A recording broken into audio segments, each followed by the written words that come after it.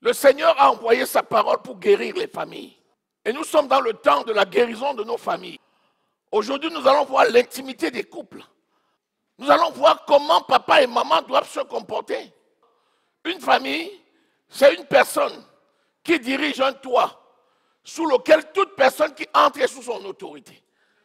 Et il est important que l'on sache que tenir une famille commence par une relation personnelle avec Dieu.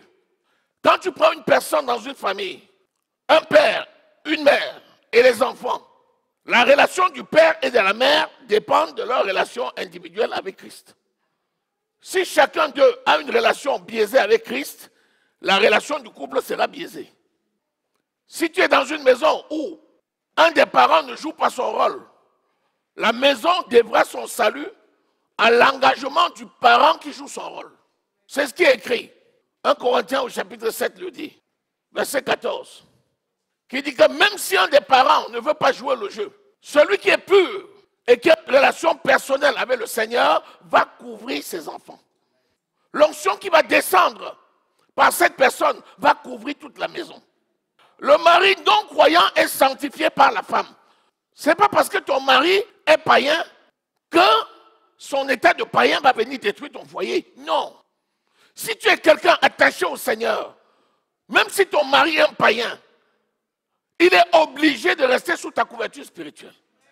Il va jouer son rôle d'homme. Tu vas lui donner l'honneur qu'il mérite. Tu vas prendre soin de lui comme le mari. Tu vas faire tout ce qu'il faut faire. Mais sur le plan spirituel, il est mis en satellite. C'est toi par qui le Seigneur va passer pour couvrir la maison. C'est l'homme qui est né de nouveau. Et la femme ne veut pas suivre.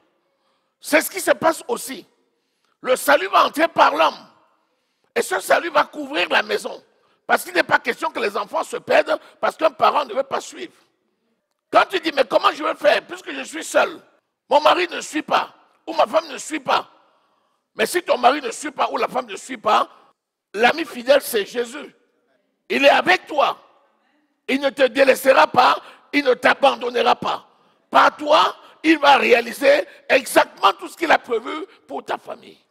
Matthieu 13, verset 12. On n'est pas obligé de se marier, vous savez. Ça ne nous empêche pas d'avoir une famille. Même si tu es seul dans ta maison, tu n'es pas marié, tu n'as pas d'enfant, tu as un toit, cet environnement-là, c'est une famille. Tous ceux qui entrent là sont sous ton autorité et tu joues le rôle de chef de famille. La parole de Dieu dit que certaines personnes sont faites eunuques depuis le ventre de leur mère. Voilà, c'est quelqu'un qui n'a pas vocation parce que soit il est né comme ça, soit on l'a rendu comme ça, soit il a décidé lui-même. Un eunuque, c'est quelqu'un qui n'a pas besoin de femme. L'apôtre Paul était né eunuque depuis le ventre de sa mère. Il y a des eunuques qui sont faits eunuques eux-mêmes. Des personnes qui décident en disant, moi, même si je peux prendre une femme, je refuse de prendre une femme, je vais rester comme ça tout le reste de ma vie. On en a vu dans la Bible. Alléluia. Et il y a d'autres qui sont faits eunuques par les hommes. Et là, c'est mauvais. C'est ceux à qui on impose le célibat. Revenons maintenant sur les eunuques. C'est-à-dire quelqu'un qui a décidé lui-même de rester seul. On a vu l'exemple, c'est Anne. Luc au chapitre 2, verset 36-37. Elle s'était mariée, malheureusement pour elle, elle a perdu son mari après 7 ans de mariage. Elle a dit, moi, je ne me marie plus, moi, je vais servir le Seigneur. Elle a déménagé, elle est partie habiter le temple et elle a servi là-bas jusqu'à l'âge de 84 ans. Elle a vu Jésus naître. Alléluia. C'était sa récompense. Parce qu'il y a l'eunuque éthiopien, lui il était eunuque, il servait Candace, la reine d'Éthiopie. C'était l'intendant de tous ses trésors. On voit quelqu'un qui décide délibérément de se marier. Genèse au chapitre 2. D'abord, si deux personnes décident de rester ensemble, ils ne se marient pas, ce sont des concubins. Le concubinage, c'est un péché. Le père marie ses enfants. Le mariage commence dans la famille. Mais les familles sont sous l'autorité de l'État. C'est pour ça que dans Romains au chapitre 13, Dieu dit que les autorités doivent être respectées. Et les familles doivent être soumises aux autorités. C'est pourquoi, quand le mariage a lieu dans la famille, on va devant l'autorité publique et on déclare le mariage qui a lieu dans la famille et l'autorité publique va publier les bancs de ce mariage pour s'assurer que personne ne vienne contester. Et s'il n'y a pas de contestation, l'autorité publique va délivrer maintenant un acte officiel de mariage. Cet acte a une valeur légale et elle a suprématie sur ce qui s'est passé dans la famille. Lorsque l'autorité l'a fait, c'est la parole de Dieu qui va vous bénir. C'est pour ça que ceux qui sont mariés, la mairie délivre un certificat de mariage pour le pasteur. Et c'est là où on fait la bénédiction, c'est-à-dire l'autorité suprême, c'est-à-dire Dieu, par les mains de ses serviteurs, bénit l'union qui a eu lieu dans la famille et qui a été validée par l'État. C'est seulement quand les trois pas sont faits que l'on dit que quelqu'un est marié. Maintenant, si quelqu'un a commencé et il s'est limité, nous encourageons les gens d'aller plus loin. Quelqu'un a eu des enfants avec un homme, ils ne sont pas mariés. Nous, on les encourage de régulariser leurs conditions et d'aller plus loin. On ne leur demande pas de se séparer, ça n'a pas de sens. Voilà, en ce qui concerne le mariage, les procédures.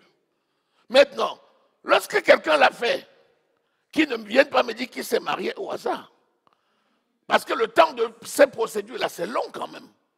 Le temps de venir voir les parents, le temps d'apporter une dot, le temps d'avoir la cérémonie familiale, le temps d'aller publier les bancs, le temps d'avoir la cérémonie à la mairie, et le temps de venir à l'église, le temps de la préparation, la présentation des fiancés et la préparation avant le mariage.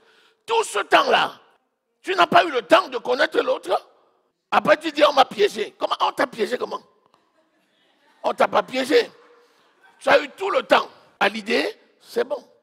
Tout le monde acclame et on dit, vive les mariés. Seulement, ce que Dieu a uni, que personne ne sépare. En commençant par les mariés eux-mêmes. On parle pas de, quand on dit que personne ne sépare, on voit du coup les gens à l'extérieur. On dit, les jaloux vont venir gâter notre mariage. Non, c'est d'abord vous-même, avant les gens de l'extérieur. Genèse 2, verset 24-25 nous dit quoi? L'homme quittera. On n'a pas dit que l'homme restera chez son père et sa mère. Et que sa femme viendra s'attacher à lui. L'homme va quitter. C'est l'homme qui part. Il part. Et est-ce qu'il part rester dans la famille de la femme? Non. Il s'en va, il la prend. Il lui donne son nom. Et il s'attache à elle. Et les deux deviennent une seule chair. Tu peux séparer une chair, c'est-à-dire une. Ça veut dire quoi? L'unité du couple est indispensable pour la prise en soin de la famille. Si le couple n'est pas uni, les enfants vont être détruits. Et c'est là où je reviens maintenant à la personne qui a la crainte de l'Éternel et l'autre personne qui n'a pas la crainte de l'Éternel. Tu regardes au Seigneur. Et si l'autre consent à habiter avec toi, ne divorce point. Car sais-tu si tu le sauveras? C'est ce qui est écrit. Mais en attendant, ton attachement au Seigneur permet maintenant au Seigneur de te donner toute l'intelligence et la sagesse nécessaires pour donner l'éducation qu'il faut à tes enfants. Si l'homme n'est plus là et il ne veut plus jouer le rôle de chef de famille pour faire le culte familial qu'il faut aux enfants, toi, tu prends le leadership et tu enseignes tes enfants. Les enfants peuvent être enseignés par leur mère. Proverbe au chapitre 4. Proverbe au chapitre 1er. Lorsque l'homme est indisponible, la femme prend le relais.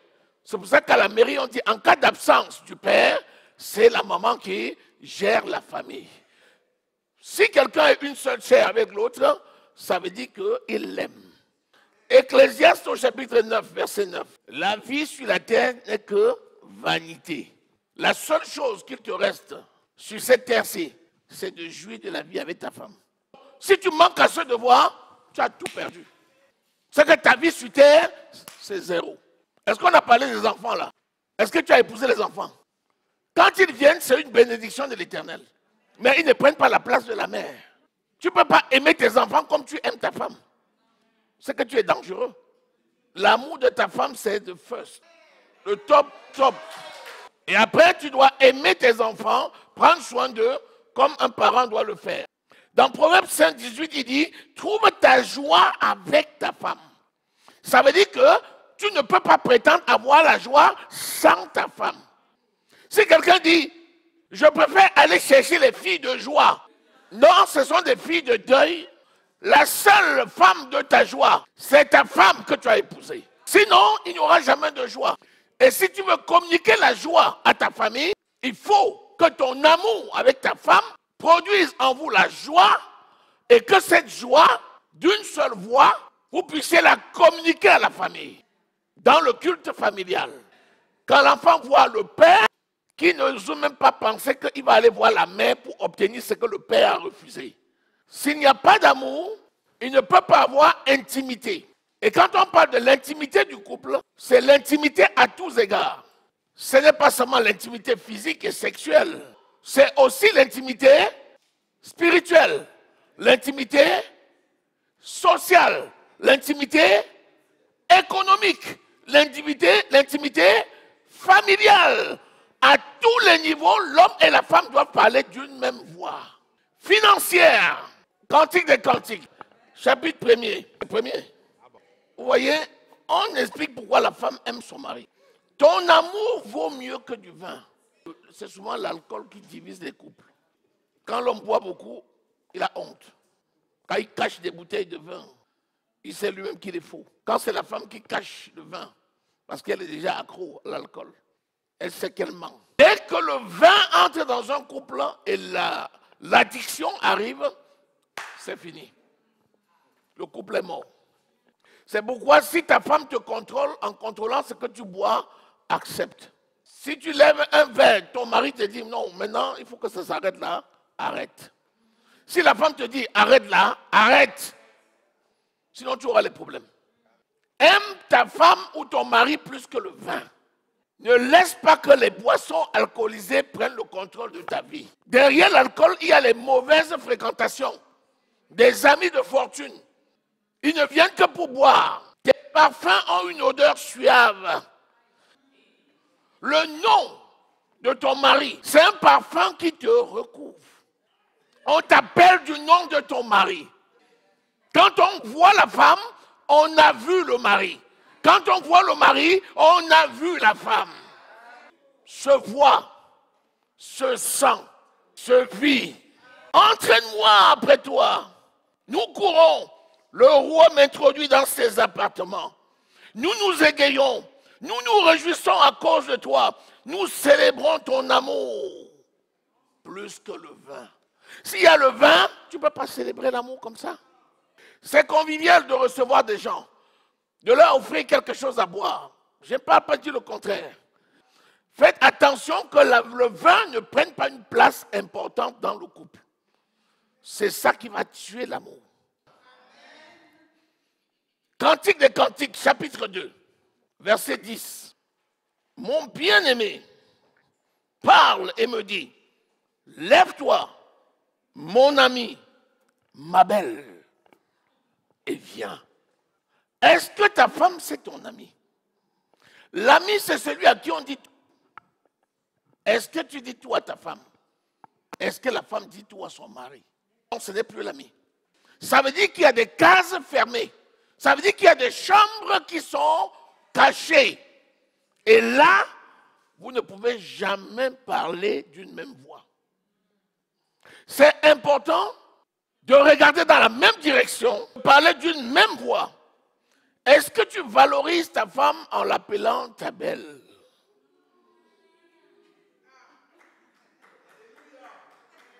Est-ce que tu valorises ton mari en l'appelant mon chéri, mon chou? La parole de Dieu nous enseigne comment nous devons faire. Ma biche, ma gazelle. Est-ce que cette complicité-là, elle se fait seulement en cachette ou bien est-ce qu'elle le fait officiellement? Est-ce que les enfants savent que maman c'est la biche de papa? Mon bien-aimé est à moi. Mon bien-aimé est à moi. Est-ce que tu appartiens à ta femme? Est-ce que ta femme t'appartient? La Bible dit. Car l'homme appartient à la femme et la femme appartient à à son mari. Ton corps ne t'appartient plus. Tu portes un pantalon avec des trous ici. Ta femme dit, je ne veux pas voir ça. Tu dis, oh, je veux porter ça quand même. Non! Ton corps appartient à ta femme. Si elle ne veut pas un pantalon troué, retire ça vite. L'un prend soin de l'autre. Qui t'achète tes habits? C'est très important. Béni soit le Seigneur.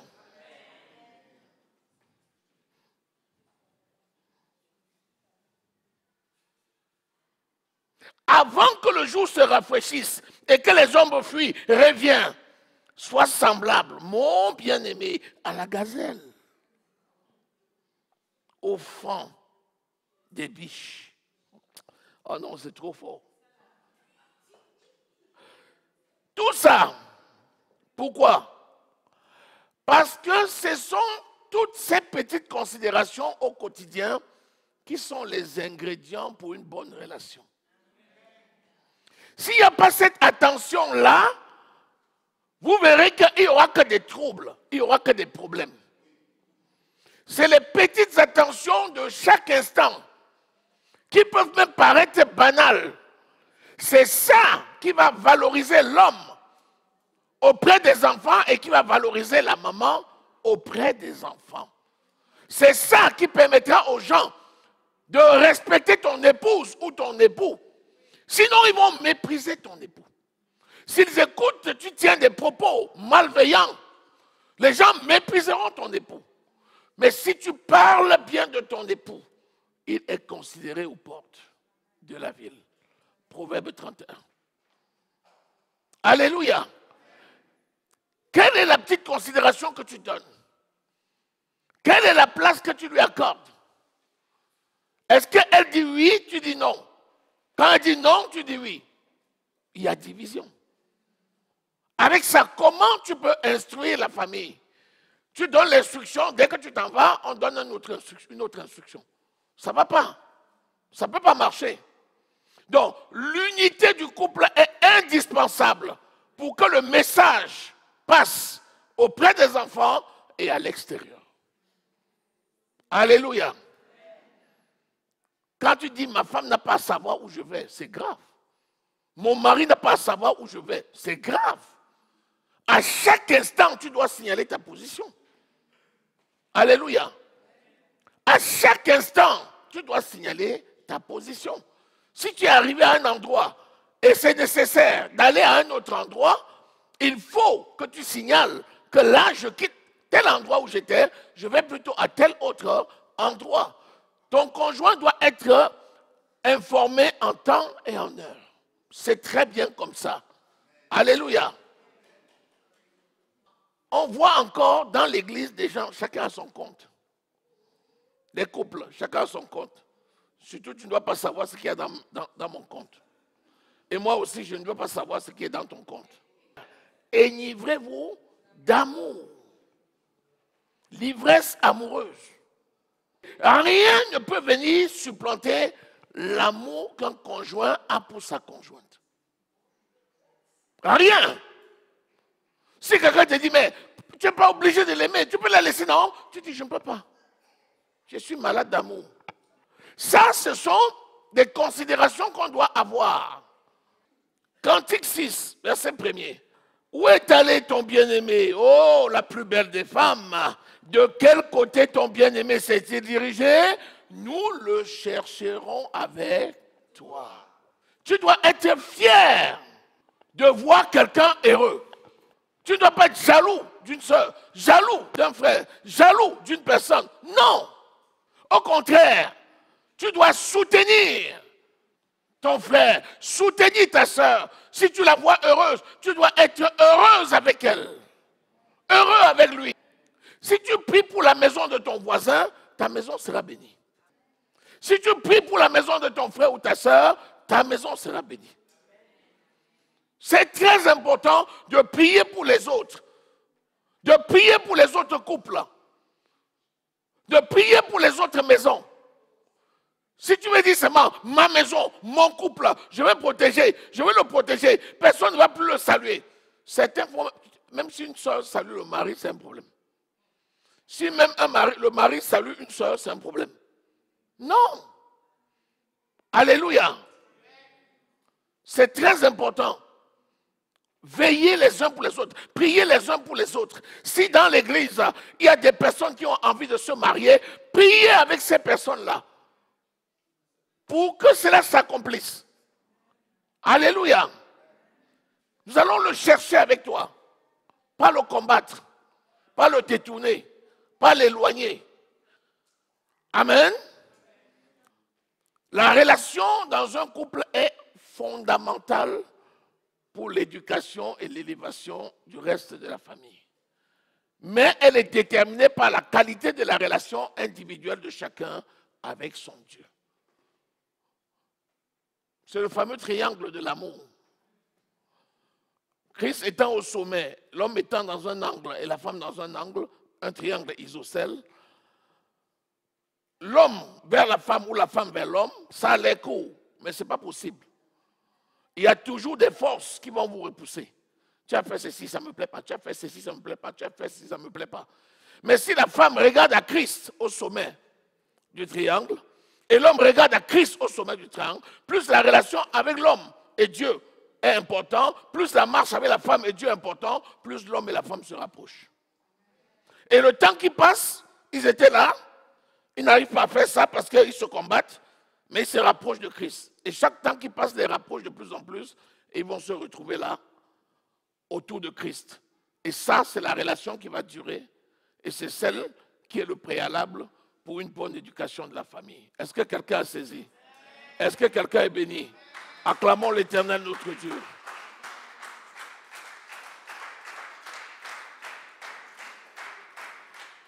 Seigneur, nous te bénissons.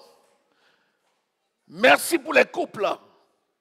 Merci parce que telle est ta volonté. Tu opères tes prodiges et tes miracles. Que toute l'honneur et la gloire te reviennent. Au nom précieux du Seigneur Jésus-Christ de Nazareth, nous avons prié. Amen.